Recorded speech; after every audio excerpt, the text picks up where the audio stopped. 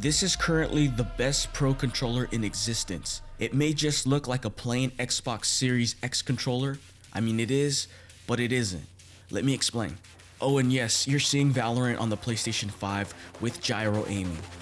More on that in a bit. This video is not sponsored. All views expressed are my own. The plain Xbox Series S controller with the big WAN Armor X Pro adapter, supercharged with the besavior PS5 mate, makes this the best, most feature-rich, most supported Pro controller ever assembled. I'll start by addressing the most neglected bunch, the gyro-aiming community, which I too am part of. My people on Xbox, rejoice! The Armor X Pro unlocks the ability to gyro-aim on all Xbox titles. This is fantastic for Xbox gamers since the Xbox does not support gyro in any way, shape, or form. The PlayStation, however, has had gyro in its controllers for generations now and allows users to do all of the motion controller things except for the one most essential thing, gyro-aiming. And I know there are some PS5 titles with motion support, but they are very few. And so, PlayStation, despite having everything already built in and in the hands of all of its users, defeats itself, leaving Xbox with the Armor X Pro adapter the better choice for gyro-aimers. Until the release of the besavior PS5 mate. This thing unlocks the ability to make any gamepad compatible with the PlayStation 5, including the Xbox Series S controller with the Armor X Pro adapter. Finally, after years and years of neglect, gyro-aiming is unlocked on the PlayStation. There's really nothing much to say about the besavior PS5 mate. You plug it into your PS5, then connect your preferred controller into the other end of the PS5 mate. And that's it, it's that simple. In this case, the controller happens to be an Xbox controller with the Armor X Pro. Now, the PS5 mate adapter only supports a wired connection, but the Armor X Pro happens to come with a wireless dongle, which makes the setup wireless. Side note, many other videos on the besavior PS5 mate have tried various wireless adapters with no success. I got it working with the Mayflash Magic S Ultimate adapter and the Armor X Pro. These are the only two I can vouch for currently. Anyways, at this point, all the Pro controller goodness is opened up for PlayStation 5 gamers.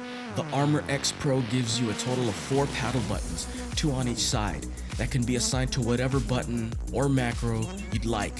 You can also set turbo, not just to the paddles, but to any button on the entire controller. You can do global left to right analog stick simulation with gyro motion and have gyro on, off, or only on when triggered with an assigned button of your choice. And you can cycle through 3 different onboard profiles. All of this can be set from the device itself. Wait, there's more. With the Big WAN mobile app, you can do everything mentioned thus far, plus make more in-depth adjustments like setting dead zones for both analog sticks and gyro motion, setting gyro sensitivity, archiving, onboarding and offboarding profiles, adjust trigger pull, and tweak the response curve for both sticks and gyro. Battery life falls somewhere in the middle of the big guys with 10 hours on a full charge, which isn't as long as an Xbox Elite controller, but it's twice as long as the DualSense Edge controller. This is a good spot to give some honorable mentions, that being the Big WAN Rainbow 2 Pro, which does everything covered so far, but for me falls short with inferior ergonomics and a less than optimal D-pad. Next honorable mention is the IFU GYP01. Don't let the odd design put you off on this one. It's comfortable, intuitive, and has everything mentioned so far, and would be crowned king if it wasn't for it being limited to keyboard and mouse supported games. If you're a PC player, check this one out. Now for some cons. There aren't any really unless you have to have haptic feedback or adaptive triggers. This is more a con for PS5 users since vibration still works on pretty much every platform. Oh, and the battery status is only viewable via the app or on the device itself. Some final thoughts.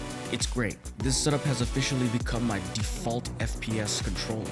If and when the time comes and I get stick drift, I can just replace the gamepad or adapter and it would be about the same as replacement sticks for the DualSense Edge.